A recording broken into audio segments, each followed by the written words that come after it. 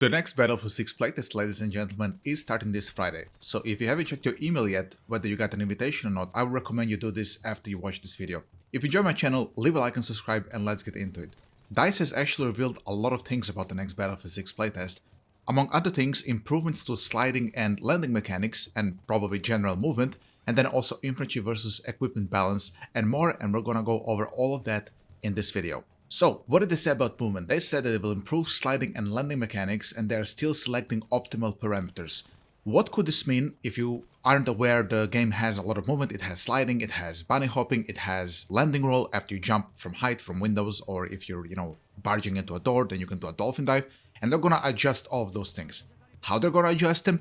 We have no clue. Now, the testers have gave their feedback, I guess, and some of them said, hey, it's too fast. I assume some of them said it's too slow. And now, for this test that's coming on Friday, which is very soon actually, I mean, the first Battlefield playtest was very recent, like what, 2 weeks ago? And now we're all getting another one, and it's gonna be apparently completely different from the previous playtest. And this time, I assume they're also gonna, rack up the NDA so people don't leak everything. But this is what they revealed themselves. This is not a leak, so we know that they're already improving these things. The leakers, not the playtesters, have said that the game felt and looks to be a little bit too fast. But we know today that that's actually false, at least in the movement speed department. The Battlefield 6 playtest that we saw, the first playtest, actually had the exact same movement speed as Battlefield 1 and Battlefield 5, which is much slower than the usual Battlefield 3 and Battlefield 4 movement speed, which is, a modern game, and we know that Battlefield 6 is a modern setting game. For some reason, it had the movement speed of a World War 1 and a World War 2 game, and that's not even counting for the Battlefield 3 and Battlefield 4 squad sprint upgrades, which, everybody would run. And if you haven't been running squad sprint in those games, I don't know what the hell you were running. It was the meta perk for getting around the map. And it's much slower as well than, Battlefield 2042 tactical sprint, which was at 725, right? So very slow for a modern game. And I guess the testers, many testers who were there, some very good players, I guess, gave feedback that the game, at least in that department, felt slow.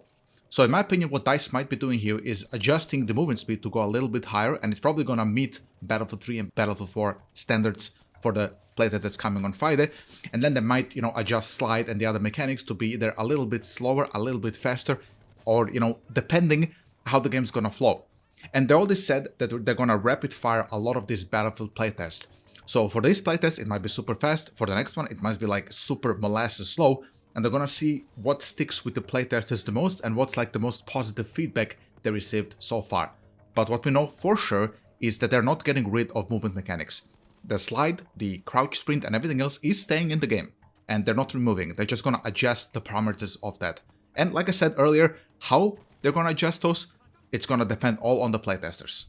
Infantry versus equipment balance. Balance changes will significantly affect future playtests, and I guess they mean the one on Friday as well.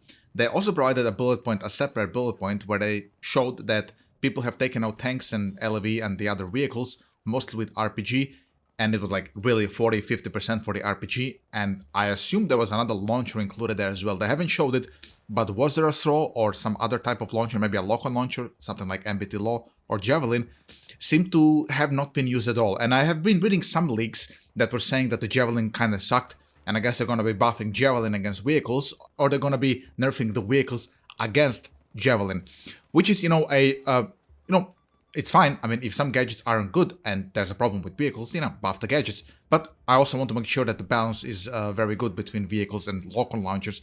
The smoke, it needs to be available when there is a lot of lock-on launchers. So I was usually always of the opinion that the vehicle countermeasures against lock-on launchers, if it's going to be a lock-on launcher change, should always be around 10-second cooldown. And then, if there's a lot of people locking him, he can block 1 or 2 of them. And then the next time they lock in, he's kind of screwed if he doesn't go into cover.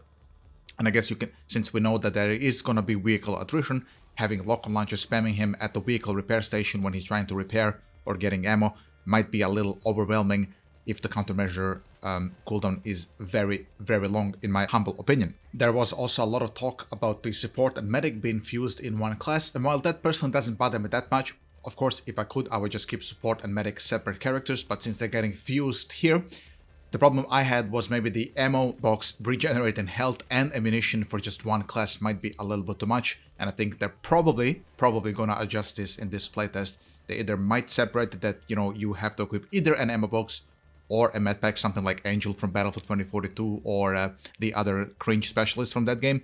They're gonna bring this here to try to balance this out, in my honest opinion. Now, the wording here is a bit odd. They say also equipment versus infantry. Could that also mean that maybe some of the handheld launchers were too strong against infantry, like the M320? There was also, from what I've seen a couple screenshots of like an M26 mass, you know, the underslung attachments for your weapons, like the shotguns from BF3 and BF4 that you could put on under your weapons, seem to return as well. Perhaps those were like one-tapping people across the map. If many of you veterans in my video remember, back then in Battlefield 3, you could equip an underslung M26 dart when it was bugged, and you could like one-shot people under like a G3A3 underslug across the map on Caspian with M26 dart. So if there's a problem like that, I'm sure they're gonna eliminate it now.